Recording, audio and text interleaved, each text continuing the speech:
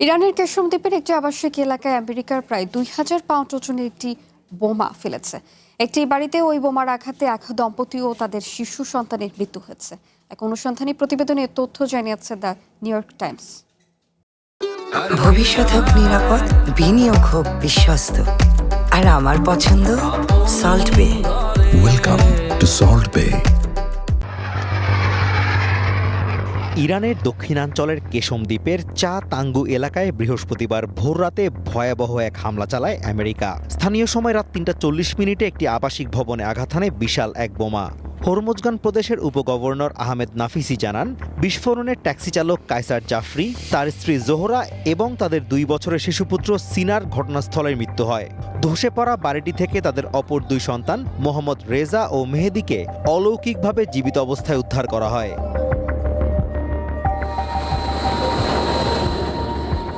ঘটনার আগে ও পরের বিভিন্ন ভিডিও, ছবি ও স্যাটেলাইট থেকে পাওয়া তথ্য যাচাই করে নিউ ইয়র্ক টাইমস বলছে, বোমার আঘাতে অন্তত ৩০ ফুট চওড়া একটি বিশালাকার গর্ত তৈরি হয়েছে এবং ২০০ ফুট দূর পর্যন্ত ধ্বংসাবশেষ ছড়িয়ে পড়েছে।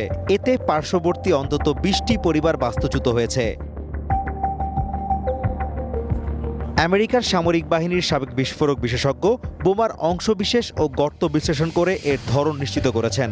অস্ত্র বিশেষজ্ঞ ট্রেভর বল এবং ফ্রান্সের যুদ্ধাস্ত্র বিষয়ক পরামর্শক ফ্রেডেরিক গ্রাস বলেন, গর্তের আকার ও বোমার পেছনের দিকের অংশ বিশ্লেষণ করে স্পষ্ট বোঝা যায় এটি আমেরিকার অস্ত্রাগারের অন্যতম বৃহৎ ২,০০০ পাউন্ড ওজনের মার্ক ৮৪ বোমা, যাতে GDAM GPS গাইডেন্স কিট যুক্ত ছিল।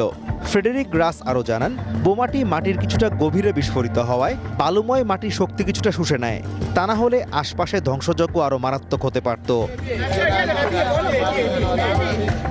জর্ডানে আমেরিকার ঘাঁটিতে ইরানের হামলার প্রতিশোধ হিসেবে এই হামলা চালানো হয় বলে জানিয়েছে ইউএস সেন্ট্রাল কমান্ড।